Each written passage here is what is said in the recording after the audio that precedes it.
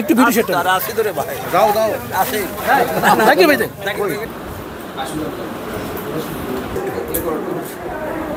অত্যন্ত দুঃখজনক। আমাদের বিগত যে সরকার ছিল, হাসিনা সরকার, তারা কখনোই বাংলাদেশের মানুষের স্বার্থ, বাংলাদেশের স্বার্থ নিয়ে কোনো রকম কোনো বার্গেইন ভারতের সাথে করতে পারে নাই। তাদের ভারতের সাথে একটাই বার্গেইন ছিল, যে কোনোভাবে তাদেরকে ক্ষমতায় রাখতে হবে। সে কারণে বাংলাদেশের 54টা অভিন্ন নদীর যেই পানি বন্টন ভারতের সাথে হবার কথা, সেটা এত বছর আওয়ামী লীগ ক্ষমতায় থাকার পরেও সেটা হয়নি। আমরা দেখেছি সীমান্ত হত্যা। আওয়ামী লীগ সরকার যখন ছিল, প্রতি একদিনে অন্তত 2-3টা খবর আমরা পেতাম যে সীমান্তে মানুষকে একেবারে পাখির মতন গুলি করে হত্যা করা হচ্ছে। সেটারও কোনো রকম কোনো বিচার, কোনো রকমের কোনো পদক্ষেপ আমরা বিগত সরকারকে নিতে দেখিনি। আমি এই সরকারকে সাধুবাদ জানাই, তারা শুরু থেকেই অত্যন্ত স্পষ্ট ভাষায় বলে দিয়েছে বর্ডারে আর কোনো হত্যা তারা সহ্য করবে না, এবং আমাদের বিজিবিকে তারা ইনস্ট্রাকশন দিয়েছে যে এখন আর পিঠ দেখিয়ে সরে যাওয়ার সময় শেষ হয়ে গেছে।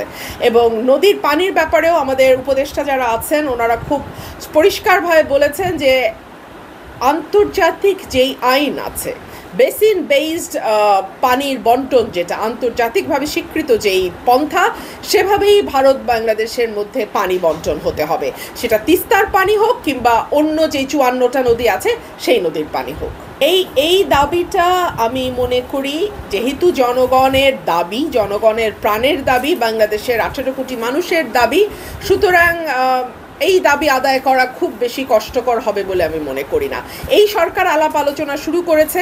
যদি এই সরকারের মেয়াদ শেষ হয়ে যায় বা একটি নির্বাচন চলে আসে, তখন যারা নির্বাচনের মাধ্যমে দেশের রাষ্ট্র পরিচালনার দায়িত্বে যাবে, তারা নিশ্চয়ই এই আলোচনাগুলোকে এগিয়ে নিয়ে যাবে এবং আমরা একটি পজিটিভ ফল দেখতে পাবো।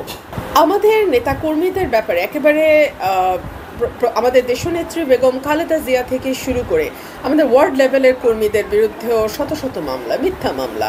এবং আমি মনে করি যে একটি সুষ্ঠু বিচার ব্যবস্থা যদি আমরা প্রতিষ্ঠা করতে পারি, দেশে যদি আইনের শাসন ফিরে আসে, বিচার বিভাগ যদি স্বাধীনভাবে কাজ করতে পারে, একটা মামলাও টিকবে না ইনশাল্লাহ।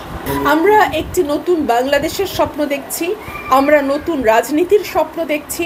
আমরা চাইছি রাজনীতিতে তরুণ মেধাবী নেতৃত্ব এগিয়ে আসুক, এবং আমি বিশ্বাস করি সেই নতুন রাজনীতি, সেই নতুন সংস্কার বিএনপির হাত দিয়েই শুরু হবে, এবং মেধাবী সৎ তরুণ নেতৃত্বকেই বিএনপি প্রাধান্য দেবে। আমাদের প্রক্রিয়া চলছে, আশা করছি উনি খুব শীঘ্রই আমাদের মাঝে আসবেন, এবং আমি জানি বাংলাদেশের 18 কোটি মানুষ তার জন্য পথ চেয়ে আছে। আমাদের নেতাকর্মীরা অধীর আগ্রহে অপেক্ষা করছে নেতাকে একবার দেখবার জন্যে।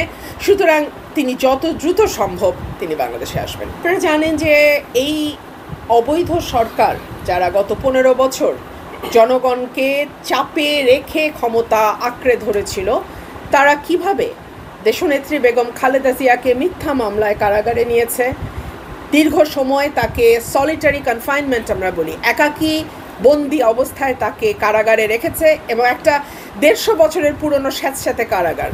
সেইখান থেকে তার শারীরিক অবস্থার যে অবনতি হয়েছে, এর দায় দায়িত্ব আওয়ামী লীগকে নিতে হবে। এবং আমরা বিশ্বাস করি যে তিনি এখন মুক্ত বাতাসে এসছেন, তিনি তার নেতাকর্মীদের মাঝে ফিরে এসছেন, এবং তার ডাক্তারি যে বোর্ড আছে সেখানেও আলোচনা হচ্ছে।